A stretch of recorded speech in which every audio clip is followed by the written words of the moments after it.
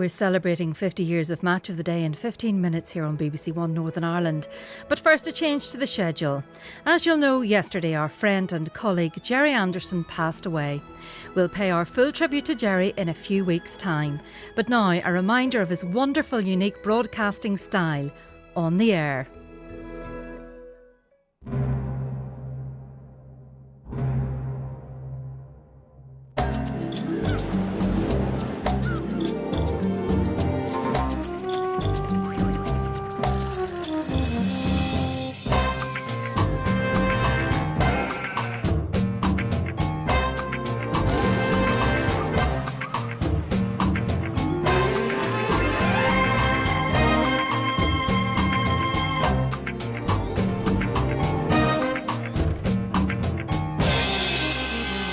Morning, Gerry.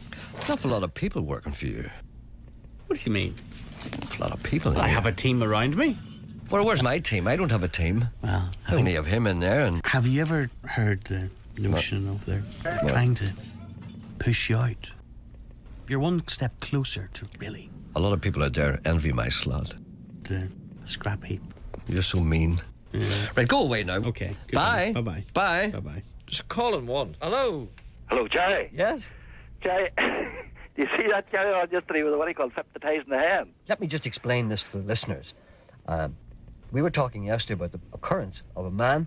Well, apparently he used to go around schools and he used to bring a hen into the classroom and to display to the children what a strange and wonderful world this is. And what he would do is he'd get a piece of chalk and he'd draw a long straight line on the floor. That's it. Then he'd put the hen down on its side so that his eye would look along the white line. That's it.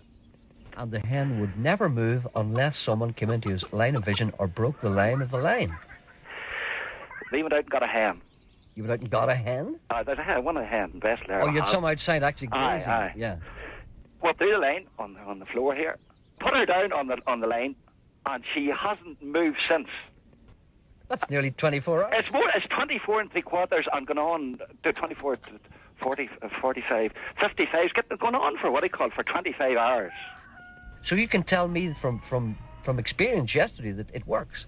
You can say 25 hours. We're going to have to lift her, Jerry, because she's a laying hen and she didn't lay yesterday. And so she's due to lay today, but you had a bit of a feel there and there's an egg in her, you know. You had a bit of a feel. Aye. So there's one in the breach. Aye. How do I get her out of this? Well, if I were you, I think the logical way to approach this would be to get yourself some kind of a wet cloth. Right. Did you make the line with chalk? Aye, yeah. Well, start at the end of it. Will I do that now? Yeah. And start rubbing it out. And How long do I see now? What am I now doing? Well, I had to cover out a blanket last night, you say, in case you come to in the middle of the night. And... You're not making this up. No, she's here. It's what do you call it? She's here. Like, I'm getting worried about her now because, like, she's all right. We put a wee bit of a mirror and she's breathing all right. You would think she was dead, but she's just fat still, you know. She might need artificial no. Make sure you go to the right end now. Yeah, right.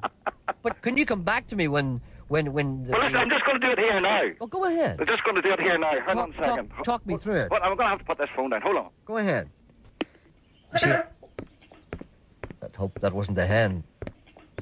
You see, this is a genuine happening here. Wait a minute, hold on, Jack. That's okay, I'm explaining to the listeners. Don't you worry about that. Come back to me when you're ready.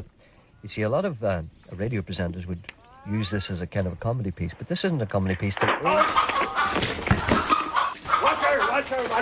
Keep her under the window. Keep her under the other window. Don't get away. Wait, let her out. Don't stand at the door.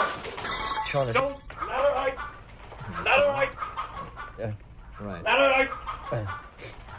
I'm a little worried about. Let her out. Seems to have gone badly wrong here. Jerry, hold on. Yeah, I think there's something gone wrong there. What happened? She flew out the window and wrecked. There's a statue here. It's like a family thing. Child of Prague, there's broken bits here. I'm going to have to go, Jerry. Okay, right, okay. Listen, I don't know anything for the waste. Okay, right. That's Jerry Anderson. I don't blame you, Jerry. I know you started, but I don't blame you. It's my own fault, right? Okay, and we'll get back to you when you come round. Aye, right. Okay, right. Right. Bye. Okay, bye. Did you hear what happened there? I think I did. What happened is that the hen went berserk and knocked down the Child of Prague statue. Do you know what that means? Bad luck, is it? It's not good.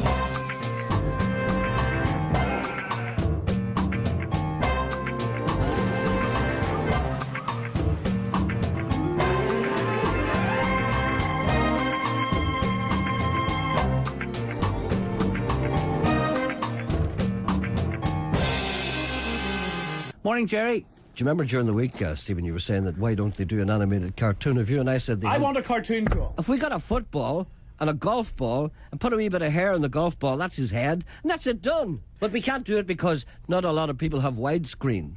I've had enough of talking about this. You're You in don't this... like this at all, do you? No, I don't like this. I want my own cartoon. I think it is ridiculous. Nobody likes him in Belfast. Nobody likes me in Derry either. He comes up here and he struts around in the suit and he has his little apartment and his Merc, his Mercedes. It's pathetic. I don't care. Goodbye. Goodbye. Okay, bye. Will you hear this? You heard about this yesterday, but you wouldn't pass this on to me. You know what this is. Stop. You know what this I is. know what this is, and people don't want to know. You see, this is where you're wrong, and this is why I think this programme could be a lot better. There are things that you don't like. That's right. The things that you don't like me talking about. No, I didn't know how to broach this yesterday. All you had to do is tell me what it was. No, I There's didn't things know. that embarrass you because you're a nice young Catholic lad. Right. And I'm a bad young Catholic lad. See, I'm not as nice as you, and there are things that I like talking about that you don't like talking about. And you don't like me talking about them, so you don't tell me things that will start me talking about things. We You keep things back wondered. from me. You kept this back from me yesterday. This is the greatest thing I have ever heard, and you never told me because you don't think it's nice. Okay, let's put it out to the people. A man rang this program. See, you're embarrassed already because you think you can't believe I'm going to tell the people this. I know. A man rang this program yesterday claiming to be a doctor. Yes, claiming. Didn't I say claiming to be a doctor? Yes. And he said that when he was a student doctor, he was involved in artificial insemination. You don't like that, do you? Yeah. Right. But what he actually did was, people donated, I hope you don't mind this, and there may be children listening, people donated their sperm, right? He had to separate the Catholic sperm from the Protestant sperm. Now, I leave it up to you. Is that true? I tend to believe it. Because after all, this is Northern Ireland. In other words, the sperm themselves aren't Catholic or Protestant, but they came from Catholic people. In other words, if a sperm comes from a Catholic person... see the it's a match Catholic last night? sperm. You see, you don't like talking about anything. You see, this is what's wrong with you. This is why I'm in this seat and you're not. Because you won't take a chance. You're worried in case your neighbours talk about it. You worry about people in the street. I don't worry about anybody. Do you know what I am, Sean? I'm a beacon of truth. I ain't going to talk about Catholic and Protestant sperm if it kills me. And if they sack me, by thunder, so be it. You know the Italians that sell the fake imitation leather, the leather coats? They're in Cullebacky. Why will you not engage in this? Why will you not join me in deciding whether or not there are Catholic sperm and Protestant sperm? You see, you've no imagination. Anyway, I want to know if that's true. If there are any trainee doctors out there, maybe they could tell me if that's the truth. Do they separate the sperm from Catholic people from Protestant people? You don't even like the word sperm at all, do you? Sperm. You're so embarrassed. You are so embarrassed. Just calling one. Hello, good morning. Good morning, Sean. Jerry. That's all right, that's Sorry. me. Don't worry about I was it. speaking to Sean earlier and got muddled up. Could happen to a bishop. Great. Well, it's happened to me this morning because I was opening a tin of corned beef and I've just cut the finger. The blood's pouring out of my finger here. How charming. That's awful. I hope you're okay. Well, I've lost a half a pint of blood here already. Could you find out from somebody who might know, or maybe you knew, why they have to put corned beef in square tins with a little key on to get it open? Because the most awkward thing I've ever tried to open. Do they still have keys and corned beef They tins? do. I'm only after opening the tin. That's how I got my finger cut. By thunder. Well, I'm wondering, could you find out? I'll do what I can. Well, that'd be great. I'd be very grateful. All right then, I would Jerry. really. Jerry. Okay. Okay, thank you very much. Jerry. Thank Okay. you very much. Bye. Bye-bye. Thank you, bye. Sean, I want to talk to you about the quality of the calls today. Excellent, aren't they? Very good. Maybe perhaps you could kind of, go easy on the corned beef tin calls, for maybe a show or two. I think we've covered that.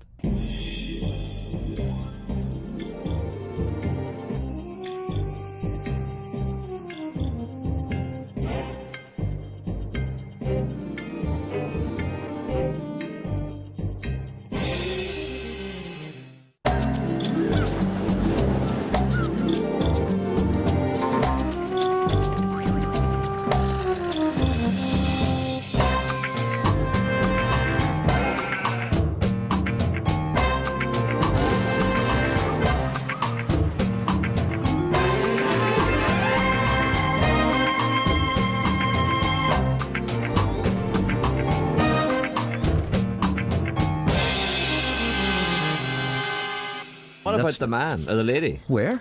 on one? Oh, really? I didn't know about her. Hello, good morning. I thought you were never going to answer the phone. I didn't realise you were on. He didn't tell me. No, he's very dour, isn't he? Yes, he is, as a matter of fact. It's very dour. You see, people don't know what they have to put up with. He's abrupt and, and short. You see, people don't realise I'm not being helped at all here. But at least he got you on the phone, so... I know, but I'm bubbly and gay. Sorry, I'm bubbly and bright. Okay, what is your name? My name's Karen. Do you know what I'm ringing you about? I'm having awful trouble with a crow, but it's attacking my house. I think it's a crow now. It has been doing this now 4 days. It's actually sitting up now as we speak, watching my house. Is it? It is. Did you ever see that film, The Birds? That is what it's like. If another 5,000 join it, you're in trouble. Well, you see, this is what I'm worrying about. As long as it's on its own, I wouldn't worry too much about it. Is it tapping on your window? Well, it's not tapping the window, Jerry. It's actually dive bombing the window till the blood is running down all the windows. I have a horse, and I had him tied up out the back for to come out, and it attacked the horse. It attacked a horse? And it hits your windows until the blood flies out of the bird? Oh, it's self-harm, is that what it's called now? Self-destruction, yeah. Yes, it's kamikaze. This seems to me like some kind of bird madness. Wouldn't be a bad sign. I wouldn't worry about that. No, it's just a bird crazy. I mean, there's many crazy birds knocking about up. Well, I know that, I know. I can't get any sleep, that's how loud it is. And my daughter went out, she's even camcorded it. I tried to attack her. It's a hell of a bird, that. Well, okay, I'll tell you what. I'm sure somebody will ring us with a logical explanation for that. Let me just check. Cling film. Yes? Cling film will stop the crow. Will it? Yeah, What are you going to do, wrap it in it? No, if you put cling film at the bottom of the window, what's happening is the bird's seeing its reflection. Ah, don't be silly, sure, it's at the roof and everything. It's not just the window. The thing is trying to demolish the house. You're not listening. Just if it would be a simple case, even I know that if it's tapping at the window, it thinks it's its reflection. This is a serious crow here.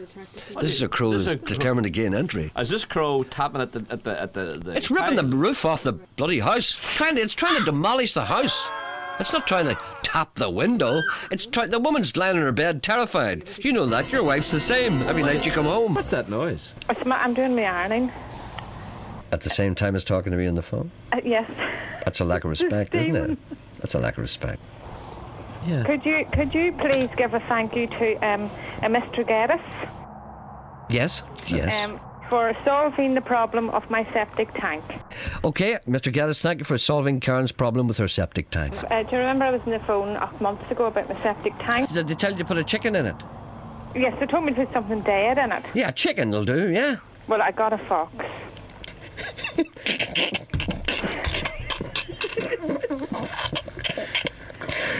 Can I be turned off? Hello. Hello. That's too good. I got a fox. What, you got a dead fox? Well, I found a fox at the side of the road. I didn't kill the fox. Right. And I had to put the fox on. But Mr. Geddes did offer me something. What did he offer you? He offered me a donkey.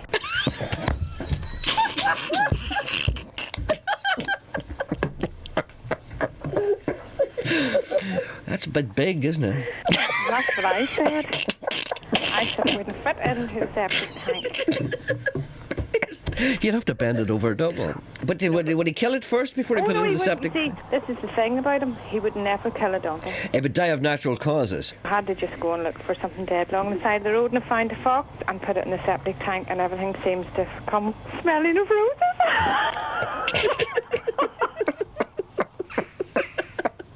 Well, I think we'll just leave it at that. No wonder they're attacking your house. Word's getting about. You've donkeys in your septic tank. All right, then. Anyone knows how to stop it? Another thing. What? Maybe you could do. I need a digger driver. Why, sure, you wouldn't get him in the septic tank.